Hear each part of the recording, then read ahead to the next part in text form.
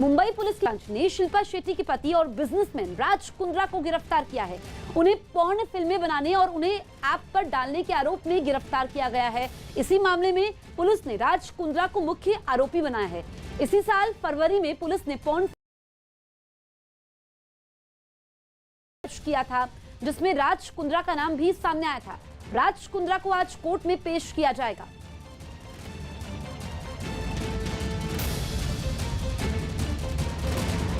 मुंबई और मुंबई के आसपास के कई इलाकों में जोरदार बारिश ने लोगों की मुसीबतें बढ़ा दी। नदियों में आए उफान के बाद लोग अपने ही घरों में फंस गए और जो घरों से बाहर थे उनके लिए घर पहुंचना मुश्किल हो गया। और नवी मुंबई से तो एक हैरान करने वाला वीडियो सामने आया, जहां एक भारी भरकम इनोवा कार देखते ही देखते पानी में समा गई। कार लहरों से कुछ दूर थी, आसपास लोगों की भीड़ थी जिसे मुसीबत साफ दिखाई दे रही थी। जब तक कि लोग कुछ समझ पाते, कार बहती हुई आगे गई और पलट गई।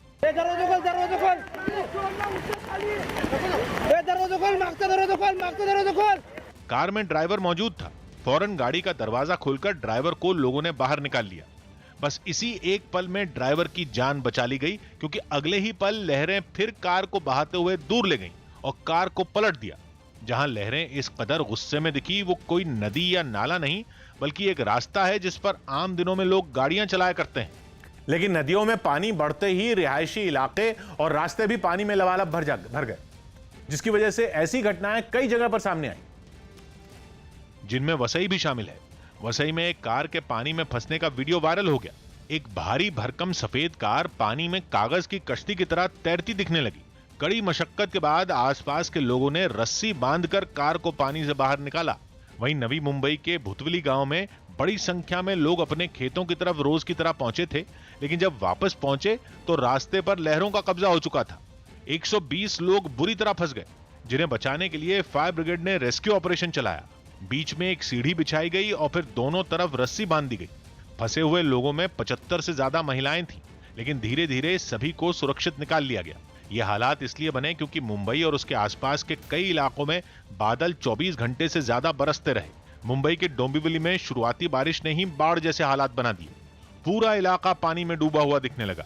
छोटे छोटे फासले तय करने के लिए भी लोगों को घुटने से कमर तक के पानी में डूबकर चलना पड़ा। और मुंबई के लिए हालात मुसीबत बने इसलिए हैं क्योंकि कई निचले इलाकों में लोगों के घर बुरी तरह से पानी में पहले ही डूब चुके हैं, जबकि मौसम विभाग ने अभी और बारिश की चेतावनी दी है। इसलिए जल्दी पानी निकलने की भी आशंका कम है, जबकि भिवंडी के पूरे इलाके में बाढ़ जैसे हालात बन गए। केवल गलियां ही नहीं बल्कि लोगों के घर तक पानी में डूब गए। घरों के अंदर जमा हुए बरसाती पानी को निकालने के लिए लोग मेहनत करते रहे। कुछ घरों के अंदर तो इतना पानी जमा हो गया कि बर्तन और सिलेंडर तक पानी में तैरते दिखने लगे।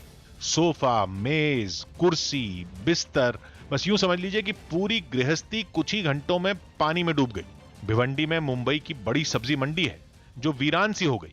यही हाल मुंबई के बाकी हिस्सों का भी रहा। अनुमान है कि बारिश अभी थमने वाली नहीं है। मौसम विभाग ने साफ तौर पर कहा है कि 24 घंटों में मूसलाधार बारिश मुंबई में होगी। मुंबई के पास ठाणे में तो बरसात बड़ी तबाही की वजह बन गई। पहाड़ी का एक हिस्सा खिसककर सीधा 4 घरों के ऊपर गिर गया। हंसते खेलते परिवार मलबे के नीचे दब गए। एनडीआरएफ ने रेस्क्यू ऑपरेशन शुरू किया और मलबे के नीचे दबे लोगों को ढूंढ ढूंढ कर निकाला जाने लगा, लेकिन हादसे में कई लोगों की जान चली गई। मध्य प्रदेश के शाजापुर जिले से रोंगटे खड़े कर देने वाला वीडियो सामने आया, जिसमें दिखा कि एक तेज रफ्तार ट्रैक्टर बेकाबू होकर सड़क किनारे मौजूद फूलों की दुकानों में घुस गया और ये हादसा वहां लगे एक सीसीटीवी में रिकॉर्ड हो गया, जिसमें साफ दिखा कि इस ट्रैक्टर ने पहले तो एक कार को पीछे से टक्कर मारी और फिर सड़क किनारे खड़ी एक रेहड़ी को टक्कर मारने के बाद वो दुकानों में जा घुसा। इस हादसे से राजेश्वरी मंदिर के पास अफरा तफरी मच गई। हादसे के फौरन बाद ड्राइवर ने ट्रैक्टर समेत वहाँ से भागने की कोशिश की, लेकिन लोगों ने उसे पकड़ लिया और इसकी सूचना पुलिस को दी। हादसे के बाद की जो तस्वीर सामने आई उसमें दिखा कि हादसे वाली जगह पर सब्जी और फूल सड़क पर बिखरे दिखाई दिए।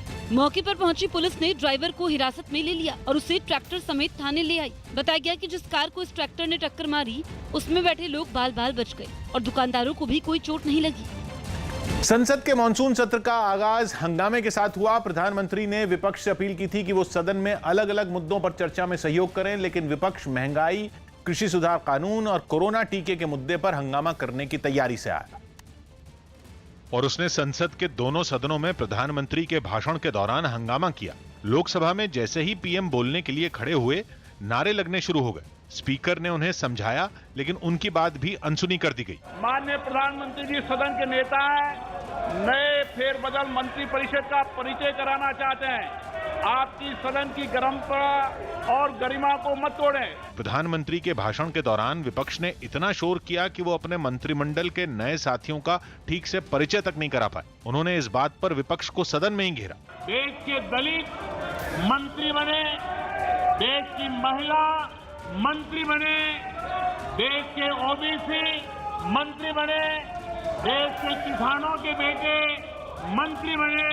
ये बात कुछ लोगों को राज नहीं आती है। इस बात से रक्षा मंत्री राजनाथ सिंह भी गुस्से में दिखे। जो कुछ भी कांग्रेस ने किया है वह दुखद है, वह दुर्भाग्यपूर्ण है और साथ ही साथ यह अनहेल्दी अप्रोच है। राज्यसभा में भी यही हुआ। वहां विपक्षी सांसद हंगामा करते हुए सभापति की चेयर तक आ गए। यही नहीं, विपक्ष आगे भी ऐसा ही करने के मूड में दिखा। तो इनका विरोध तो होना ही होना। पिछले 3 सेशनों में क्योंकि कोरोना था, इसलिए इनके सेशन निकल गए। ये सेशन विरोध के बगैर कुछ और होने वाला है। एक दिन पहले हुई सभी दलों की बैठक में पीएम ने कहा था कि विपक्ष सरकार से कठिन सवाल पूछे और उसे हर सवाल का जवाब देने का मौका दे। लेकिन विपक्ष ने सवाल पूछना तो दूर की बात, केंद्रीय मंत्रिमंडल के नए सदस्यों का परिचय तक नहीं होने दिया और लोकसभा और राज्यसभा की कार्यवाही बार बार स्थगित करनी पड़ी। संसद के इतिहास में ऐसा पहली बार हुआ जब कोई पीएम संसद में अपने नए मंत्रियों का परिचय न करवा पाया हो। इससे पहले अकाली दल और कांग्रेस ने कृषि सुधार कानून पर लोकसभा में स्थगन प्रस्ताव दिया, जिसका सभी विपक्षी पार्टियों ने समर्थन किया। इसके अलावा टीएमसी ने तेल के दाम, कृषि सुधार कानून और कोरोना टीके के मुद्दे पर नोटिस दिए। यही नहीं, सदन की कार्यवाही शुरू होने से पहले विपक्षी पार्टियों के नेताओं ने एक बैठक भी की, जिसमें मॉनसून सत्र में सरकार को घेरने की रणनीति बनाई गई। इस बीच गृह मंत्री अमित शाह ने एक ब्लॉग लिखकर विपक्ष पर हमला किया। न्यूज 18 के अमिताभ सिन्हा की रिपोर्ट है कि अमित शाह ने अपने ब्लॉग में मॉनसून सत्र से एक दिन पहले सामने आई जासूसी से जुड़ी रिपोर्ट को देश के खिलाफ षड्यंत्र बताया और लिखा कि देश को बांटने की कोशिश करने वाले कामयाब नहीं होंगे। उन्होंने जासूसी से जुड़ी रिपोर्ट और सदन में हुए हंगामे की टाइमिंग पर भी सवाल उठाए। यही नहीं, गृह मंत्री ने प्रधानमंत्री के नए मंत्रियों के सदन में परिचय नहीं करवा पाने पर विपक्ष को घेरा और कांग्रेस पर आरोप लगाया कि वो देश के विकास के काम को पटरी से उतारना चाहती। दिल्ली पुलिस के डीसीपी एसके सिंह और उनकी पत्नी पर एक एएसआई के परिवार से मारपीट और धमकाने का आरोप लगा, जिसकी शिकायत एएसआई के परिवार ने मुखर्जी नगर थाने में की। दोनों ही परिवार दिल्ली के new police lines Kingsway camp इलाके में आमने सामने रहती हैं और बताया गया कि इनके बीच पार्किंग को लेकर विवाद है, जिसके कुछ वीडियो भी सामने आए, जिनमें एक वीडियो तो इसी महीने की 18 तारीख का बताया गया, जिसमें डीसीपी की पत्नी एएसआई के परिवार से गाली गलौज करते हुए ताला फेंककर हमला करती दिखाई दी। एएसआई का आरोप है कि इस हमले से उनकी बेटी को चोट लग गई। इससे पहले दोनों पक्षों के बीच पार्किंग की जगह को लेकर बहस हुई। 18 तारीख के ही एक सीसीटीवी वीडियो में डीसीपी की पत्नी क्रिकेट बैट से एएसआई के घर के मेन गेट पर लगे बल्ब को तोड़ती नजर आई। जब इसका विरोध एएसआई के परिवार ने किया तो डीसीपी की पत्नी ने मारपीट की कोशिश की। तो वहीं एक और वीडियो में डीसीपी की पत्नी एएसआई की बेटी से झगड़ती नजर आई। बताया गया कि एएसआई के परिवार ने इन सभी वीडियो को महकमे के आला अधिकारियों के पास भेजा और लिखित में एक शिकायत भी दर्ज करवाई, जिसमें डीसीपी और उनकी पत्नी पर गंभीर आरोप लगाए गए। खबर है कि इस मामले में दोनों ही पक्षों के खिलाफ जल्द एफआईआर दर्ज हो सकती है। खबर है कि यमन की फौज ने हूथी लड़ाकों को खदेड़कर वहां के मारिब प्रांत के रहाबा जिले को अपने कब्जे में ले लिया। मारिब यमन का एक अहम प्रांत है जहां तेल के कुएं का भंडार है, इसलिए हूथी विद्रोही उस पर नजरें गड़ाए बैठे हैं। खतरा यह है कि अगर वो कुएं विद्रोहियों के हाथ लग गए तो फिर यमन को उनके चंगुल से निकाल पाना नामुमकिन हो जाएगा। यही वजह है कि यमन की सेना की इस जीत को बड़ी कामयाबी माना जा रहा है, जिसमें वहां के कबीलों के लड़ाकों ने भी जी जान लगा दी और उनकी बंदूक से निकली एक एक गोली ने हूथी विद्रोहियों की कब्र खोद कर रख दी। यमन की सेना ने ऐसा जाल बिछाया कि हूथी लड़ाकों के पैरों तले जमीन खिसक गई। सेना ने एक पहाड़ पर अड्डा जमाए विद्रोहियों को चारों तरफ से घेर लिया और जब एक बार मशीन गनों ने चलना शुरू किया तो फिर रहाबा जिले को आजाद कराकर ही दम लिया।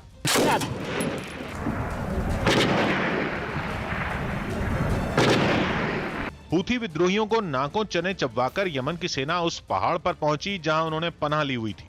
वहां दूर दूर तक कोई हुती नजर नहीं आया तो यमन की सेना ने इलाके पर अपना दावा ठोक दिया।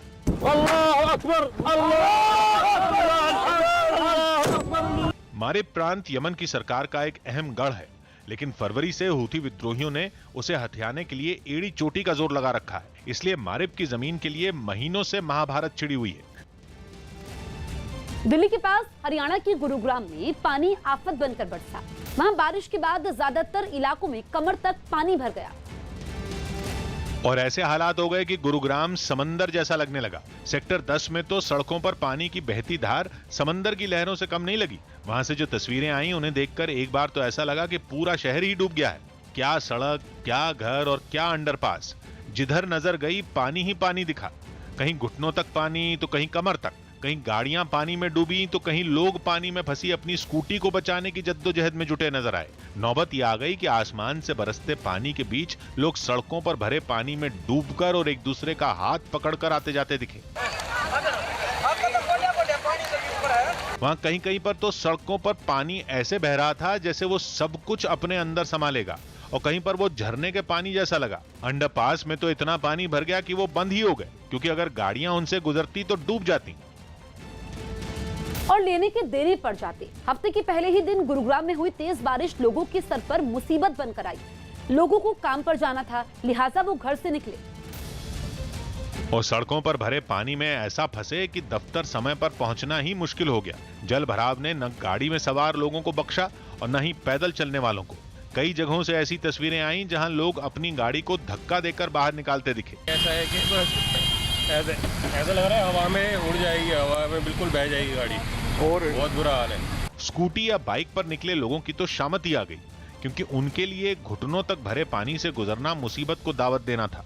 रह गए पैदल जाने वाले तो वो भी नहीं बचे और अपना सामान कंधे पर रखकर जैसे तैसे आगे बढ़ने की कोशिश करते नजर आए। दावा किया गया था कि 2 IAS अधिकारी और 13 HCS अधिकारी जो हैं वो गुरुग्राम में जल भराव की स्थिति पर नजर रखेंगे ताकि शहर में जल भराव जो है ना हो। लेकिन ये तस्वीरें अपने आप में उन अधिकारियों के दावों की पोल खोल रहे हैं। जल भराव से न सड़कें बची न रिहायशी इलाके, रही सही कसर जैम ने पूरी कर दी।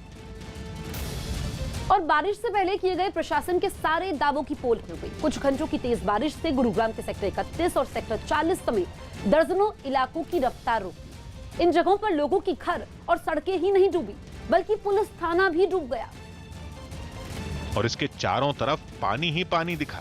इस पुलिस थाने में खड़ी गाड़ियां भी डूब गईं। चारों ओर भरे पानी ने पुलिस वालों का आना जाना मुहाल कर दिया। आसमान से बरसी आफत सरकारी अस्पताल को भी ले डूबी।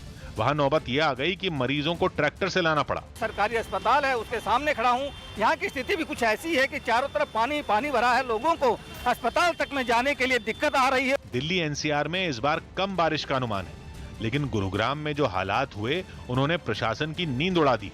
उस पर मौसम विभाग ने कहा कि अगले कुछ दिन बादल ऐसे ही बरसेंगे, यानी जो बारिश अब तक राहत वाली थी वो अब मुसीबत वाली बन सकती है।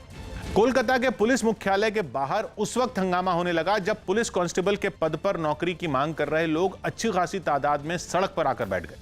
उन्होंने भर्ती प्रक्रिया में हो रही देरी पर नाराजगी जताई और इसी बात पर उनका गुस्सा पुलिस मुख्यालय के बाहर फूट पड़ा। लेकिन बड़ी तादाद में धरने पर बैठे प्रदर्शनकारियों को पुलिस ने खदेड़ दिया। इसके लिए उन्होंने उन पर जमकर लाठियां बरसाईं। ऐसे में किसी के कपड़े फट गए, किसी को कुछ दूरी तक घसीटा गया, तो कुछ लोगों को बहुत मुश्किल से पुलिस की गाड़ी में बिठाया गया। पुलिस की पकड़ में आने के डर से वो लोग इधर उधर भागने लगे। वहां अफरा तफरी मच गई। इससे पहले वो प्रदर्शनकारी वहां से जाने को तैयार नहीं दिखे। उन्होंने हाथ जोड़कर पुलिस वालों से विनती की कि वो उनके प्रदर्शन में बाधा न बने, लेकिन उनकी किसी बात का असर उन पुलिस वालों पर नहीं हुआ। प्रदर्शनकारियों की मांग है कि उन्हें जल्द से जल्द नौकरी पर रखा जाए। জয়েন লেটারে আমাদের ডেট অফ জয়েনিং ছিল 28 জানুয়ারি 2021, কিন্তু এখনো পর্যন্ত আমাদের জয়েন করায়নি। इस हंगामे की वजह से पुलिस मुख्यालय के सामने वाली सड़क जैम हो गई। वहां से लोगों का आना जाना रुक गया। लेकिन जब पुलिस एक्शन में आई तो कुछ देर बाद गाड़ियों का अपनी मंजिल की तरफ बढ़ना धीरे धीरे ही सही लेकिन शुरू हो गया। यूपी ATS लखनऊ से गिरफ्तार संदिग्ध आतंकवादियों का एक एक तार खंगालने के लिए सबूतों की तलाश में जुटी है। इसी कड़ी में मिनहाज नाम के संदिग्ध आतंकी के उस मोबाइल को हैदराबाद में फोरेंसिक जांच के लिए भेज दिया गया है। ATS की छापेमारी के समय मिनहाज ने अपना मोबाइल जला दिया था। लखनऊ से गिरफ्तार संदिग्ध आतंकी मिन्हाज के मोबाइल को से उसके आतंकी साजिश के पर्दाफाश करने के लिए हैदराबाद की फोरेंसिक लैब में भेज दिया गया है। ये वही मोबाइल है जो आतंकी मिन्हाज के पास से एटीएस को छापेमारी के दौरान मिली थी, क्योंकि कहा जा रहा है कि इस मोबाइल में उसकी आतंकी साजिश के कई राज भी दफन है। यूपी एटीएस की टीम लखनऊ से गिरफ्तार संदिग्ध आतंकियों का एक एक तार खंगालने के लिए सबूतों की तलाश में जुटी है। इसी कड़ी में मिन्हाज नाम के संदिग्ध आतंकी के उस मोबाइल को हैदराबाद में फोरेंसिक जांच के लिए भेज दिया गया है, जिसका डेटा लखनऊ की फोरेंसिक लैब में रिट्रीव नहीं हो पाया है। बताया जा रहा है कि एटीएस की छापेमारी के दौरान गिरफ्तार हुए मिन्हाज ने अपना मोबाइल जला दिया था। जानकारी के मुताबिक मिन्हाज ने अपना मोबाइल किसी ऐप के जरिए गर्म करके जला दिया था, जिसका नतीजा ये हुआ कि एटीएस ने मोबाइल तो बरामद कर लिया, लेकिन उसका डेटा नहीं मिला।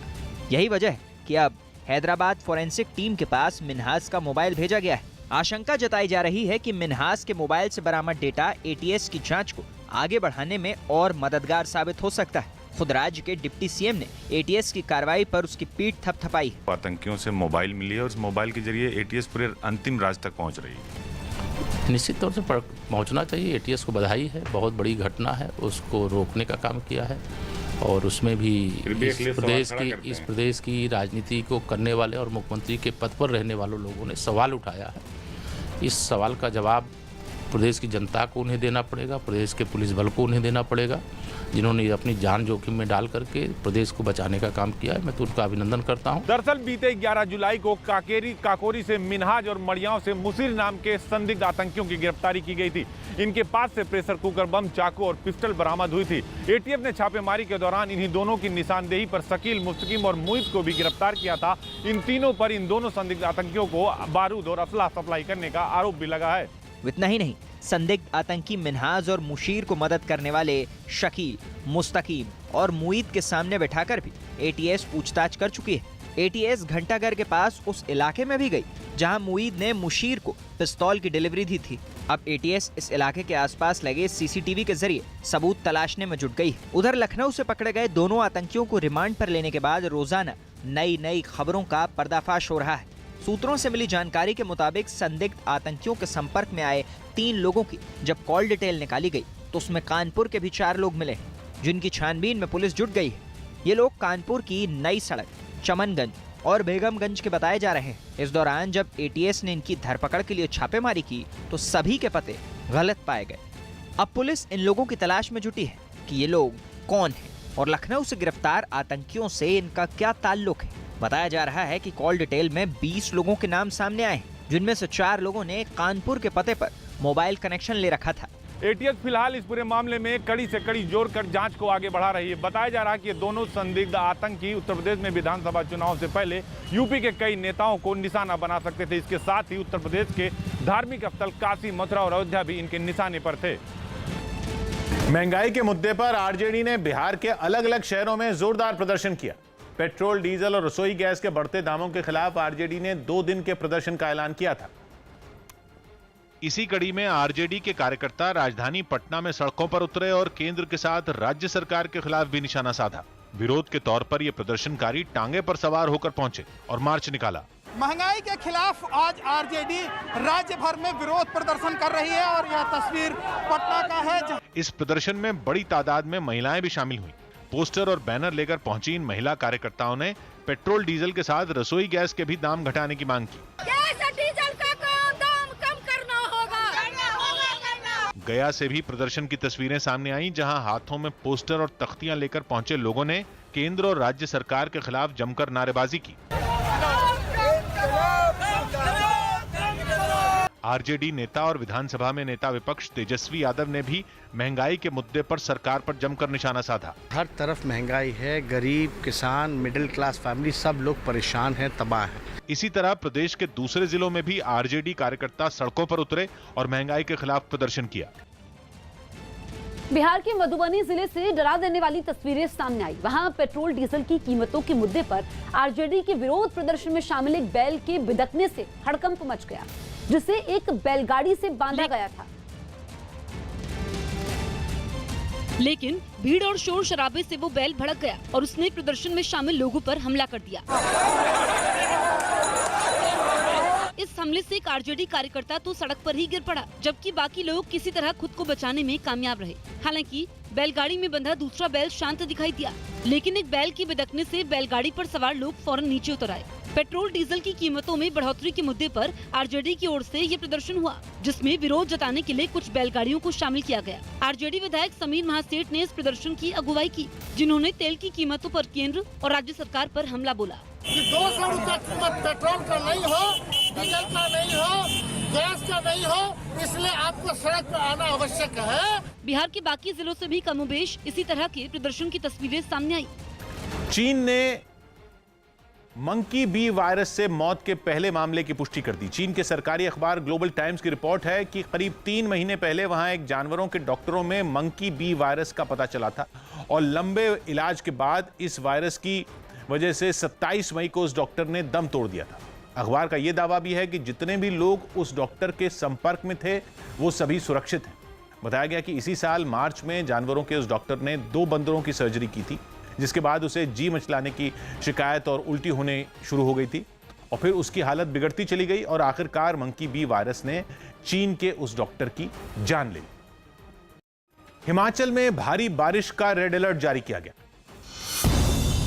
मौसम विभाग ने हिमाचल प्रदेश में अगले 24 घंटों में तेज बारिश का रेड अलर्ट जारी किया। ऐसे में राज्य के सीएम जयराम ठाकुर ने बरसात के मौसम में पर्यटकों से नदी किनारे न जाने की अपील की।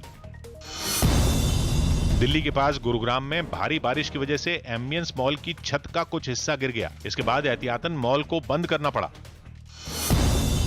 मुंबई में एनसीबी ने एक बड़े ड्रग्स रैकेट के भंडाफोड़ का दावा किया। आरोप है कि इस गिरोह को 2 महिलाएं 25 से ज्यादा लोगों के साथ मिलकर चला रही थीं, जिनमें कुछ बच्चे भी शामिल हैं। बकरीद की खरीदारी के दौरान राजधानी दिल्ली के कई बाजारों में कोरोना नियम तार-तार हो गए। ईद पर बकरे खरीदने में लोग ऐसे मशगूल हुए कि इस बात का ख्याल रखना भी भूल गए कि महामारी को फैलने से रोकने के लिए मास्क लगाना, सोशल डिस्टेंसिंग बनाए रखना और भीड़ भाड़ से बचना कितना जरूरी है। इसी तरह से लोग पहुंचते हैं बकरों की खरीदारी के लिए, लेकिन यहाँ पर आप देखेंगे जो नियम लगातार बनाए जा रहे हैं वो इस जगह पर पालन नहीं हो रहा है। बाजारों में घूम रहे इन लोगों से जब बात की गई तो वो अजीबोगरीब बहाने बनाने से भी नहीं चूके। मास्क लगाया भी गीला हो गया एरिया में। यूपी के पूर्व मुख्य सचिव योगेंद्र नारायण समेत 150 बुद्धिजीवियों ने एक खत लिखा। इस खत में उन्होंने कानून व्यवस्था के मुद्दे पर योगी सरकार की तारीफ की। पंजाब कांग्रेस के नए अध्यक्ष नवजोत सिंह सिद्धू ने कुछ कांग्रेस नेताओं और मंत्रियों से चंडीगढ़ में मुलाकात की। इसके बाद बुधवार को सिद्धू सभी पार्टी नेताओं के साथ स्वर्ण मंदिर में मत्था टेकने जाएंगे। झारखंड के गोड्डा से हैरान करने वाली तस्वीर सामने आई। वहां रिहायशी इलाके में घुसे एक लंगूर को पकड़ने में वन विभाग को कड़ी मशक्कत करनी पड़ी। बताया गया कि लंगूर पागल हो चुका था और वो करीब दर्जन भर लोगों को घायल भी कर चुका था, जिसे पकड़ने के लिए वन विभाग की टीम ने ट्रैंक्विलाइजर गन से उस लंगूर को बेहोश किया। तब जाकर इलाके के लोगों ने राहत की सांस ली। लंगूर के बेहोश होते ही वन विभाग के लोग उसे बांधकर बाहर लाए और फिर पिंजरे में कैद कर अपने साथ ले गए। इससे पहले लोगों के लिए सिरदर्द बने इस लंगूर को पकड़ने के लिए वन विभाग की टीम ने सर्च ऑपरेशन चलाया। इस कार्रवाई को देखने के लिए इलाके के लोग भी वहां जुट गए, जिनमें कुछ लोगों ने तो वन विभाग की इस कार्रवाई पर ही सवाल उठा दिए। अभी यहाँ जो पागल बंदर था अभी तक नहीं पकड़ाया है। अभी यहाँ 2-3 पागल बंदर है। बताया गया कि इलाके में बीते एक हफ्ते से लंगूर ने उत्पात मचा रखा था, जिसे पकड़ने में वन विभाग को 8 से 9 घंटे का वक्त लगा। मुंबई के बोरीवली इलाके से रोंगटे खड़े कर देने वाली तस्वीरें सामने आई। वहां जमीन के विवाद में कुछ लोगों ने सरेआम तलवारबाजी की, जिससे अफरा तफरी मच गई। बताया गया कि 2 पक्षों में लंबे वक्त से विवाद चल रहा था। इसी बीच एक पक्ष के वकील को दूसरे पक्ष के लोगों ने घेर लिया, जिसके बाद उन्होंने तैश में आकर तलवारें निकाल ली। इससे पहले कि वो वकील और उनके साथी कुछ समझ पाते, उन लोगों ने उन पर हमला कर दिया। एक आदमी तो तलवार लेकर उन लोगों के पीछे ही दौड़ पड़ा। इस तलवारबाजी से वहां हड़कंप मच गया। वकील और उनके साथी अपनी जान बचाने के लिए इधर उधर भागने लगे, लेकिन उन लोगों पर तो जैसे खून सवार था। वो इस कदर तलवार लहराने लगे जैसे एक ही झटके में वो उनका काम तमाम कर देना चाहते हों। कुछ लोग तो डंडों से भी वार करते नजर आए। इस हमले से वकील बुरी तरह घायल हो गए। उन्हें तुरंत अस्पताल में भर्ती कराया गया। हालांकि इससे पहले वहां काफी देर तक जमीन के मुद्दे पर बहस होती रही। खबर है कि इस वीडियो के आधार पर पुलिस मामले की जांच में जुट गई है। गुजरात के गिर सोमनाथ से एक डरा देने वाला वीडियो सामने आया है। वहां वेरावल में 3 मंजिला इमारत जमींदोज हो गई। देखते ही देखते ये मकान मलबे में तब्दील हो गया। हादसा उस समय हुआ जब पास के मकान में गड्ढा खोदा जा रहा था। बताया गया कि नींव कमजोर होने की वजह से ये मकान पलक झपकते ही धराशायी हो गया, लेकिन समय रहते ही घर में रहने वाले लोगों को सुरक्षित निकाल लिया गया। बीते 3.5 महीनों से कोरोना का भयानक प्रकोप झेल रहे थाईलैंड में लोगों का खून ऐसा उबला कि उन्होंने अपने प्रधानमंत्री का इस्तीफा मांग लिया। कोरोना वायरस अप्रैल से थाईलैंड पर काल बनकर मंडरा रहा और पिछले 24 घंटे में तो वहां कोरोना के 11,784 नए मामले सामने आए, जो कि लगातार चौथे दिन एक रिकॉर्ड है। इसलिए लोगों ने अपने प्रधानमंत्री पर कोरोना से निपटने में नाकाम रहने का आरोप लगाया और राजधानी बैंकॉक में उनके दफ्तर की तरफ कूच कर दिया। भीड़ आगे बढ़ी तो पुलिस की हथियारबंद टोली ने भी उसके रास्ते पर पहरा लगा दिया, लेकिन पुलिस को देखकर प्रदर्शनकारी ऐसे भड़के कि उन्होंने बीच सड़क पर आग लगा दी। आग भी कोई मामूली नहीं, बल्कि ऐसी भयानक कि हर तरफ धुआं ही धुआं छा गया। और सिर्फ इतना ही नहीं, कुछ लोग तो पुलिस की लगाई कटीली तारों को काटने के लिए औजार तक लेकर पहुंच गए। इसके बाद तो पुलिस ने प्रदर्शनकारियों पर बेहिसाब आंसू गैस और पानी की अंधाधुंध बौछार का ऐसा डबल अटैक किया कि वो उल्टे पांव दौड़ पड़े। कोरोना पर काबू पाने के लिए बैंकॉक में भीड़ जुटने पर पाबंदी लगी है, लेकिन सरकार को कोरोना से हुई मौतों का जिम्मेदार ठहराने वाले लोगों ने खुद ही बचाव के नियमों को ताक पर रख दिया और 1000 से ज्यादा प्रदर्शनकारी सड़कों पर उतर आए। दिल्ली सरकार ने one nation one ration card योजना लागू की। केजरीवाल सरकार ने केंद्र सरकार की one nation one ration card योजना को राजधानी दिल्ली में भी लागू कर दिया, जिसके बाद अब प्रवासी मजदूरों को भी दूसरे राज्यों के राशन कार्ड पर दिल्ली में ही सरकारी राशन मिल सकेगा। मध्य प्रदेश के धार में कुछ लोगों ने कार में जा रहे एक साधु को रोका और बच्चा चोरी का आरोप लगाते हुए साधु की पिटाई कर दी, जिसका वीडियो वायरल हो गया। बिहार के भोजपुर में वैक्सीनेशन सेंटर पर भारी बारिश के बाद कीचड़ में महिलाओं की भीड़ खड़ी दिखाई दी, जो बिना किसी सोशल डिस्टेंसिंग और मास्क की कोरोना वैक्सीन लगवाने सेंटर पहुंची थी। भारत और श्रीलंका के बीच सीरीज का दूसरा वनडे मैच आज दोपहर 3 बजे से कोलंबो के ही प्रेमदासा स्टेडियम में खेला जाएगा। 3 मैचों की सीरीज में टीम इंडिया 1-0 से आगे है। राजस्थान के कोटा में हुई बारिश ने जेके लोन अस्पताल की पोल खोल दी। हालत ये हो गई कि बारिश का पानी पूरे अस्पताल में भर गया, जिससे मरीज और उनके तीमारदारों की परेशानी बढ़ गई। कुछ लोगों ने अस्पताल की दीवारों में करंट आने की भी शिकायत की।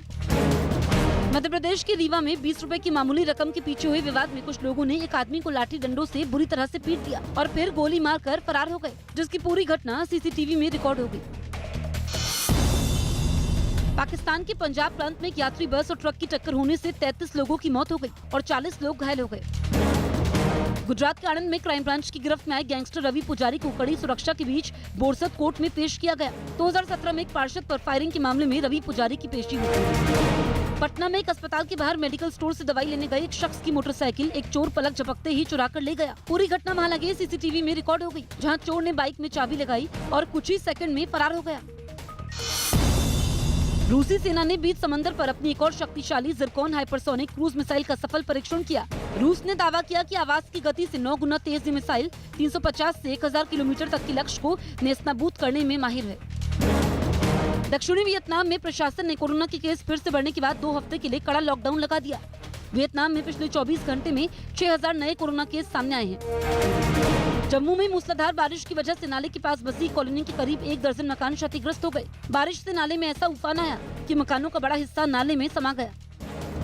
महज 24 घंटे की बारिश के बाद पूरी दिल्ली पानी में डूबी हुई दिखने लगी। मुसीबत इसलिए भी ज्यादा बढ़ गई क्योंकि हफ्ते के पहले ही दिन जब लोग अपने दफ्तरों के लिए निकले तो कहीं ट्रैफिक जैम से सामना हुआ तो कहीं कई फीट तक जमे पानी से, जिसकी वजह से लोगों की परेशानियां बढ़ गईं। दिल्ली के पुल प्रहलादपुर का सबवे हर साल की तरह बाढ़ का एहसास कराने लगा। हालांकि अच्छी बात यह हुई कि इस बार सरकारी एजेंसियों ने हालात बिगड़ने से पहले ही रास्ता बंद कर दिया था कि पुल प्रहलादपुर जो सबवे है वो पूरी तरीके से यहाँ पर बारिश का पानी भर चुका है और जिसके वजह से ये जो सड़क है बदरपुर और बहरौली जाने वाली ये जो सड़क है इस सड़क को बंद कर दिया गया है। लेकिन जहाँ रास्ते खुले हुए थे वहाँ पर गाड़ियाँ फंसी हुई जरूर दिखी। दिल्ली के नरेला के अंडरपास में एक बस फंस गई। पानी कितना था इसका अंदाजा ये देखकर लगाया जा सकता है कि बस के टायर दिखने बंद हो गए। तिमारपुर में हालात इतने बिगड़े कि सड़क एक ट्रक का बोझ नहीं झेल पाई। ट्रक का एक पहिया सड़क में ही धंस गया और घंटों तक फंसा रहा। सदर बाजार के पास की आजाद मार्केट का हाल भी ऐसा ही रहा। सड़कें दिखनी बंद हो गईं और दुकानों के शटर तक पानी में डूबे दिखे। सड़क से गुजरने वाली कई गाड़ियां बंद हो गईं जिन्हें धक्का लगाकर पार लगाना पड़ा। ऊंचाई से ली गई तस्वीरों में बाजार की बदहाली साफ दिखी, जबकि दिल्ली के नजफगढ़ की मुख्य सड़क पर तो बारिश के कारण बाजार खुल ही नहीं पाया।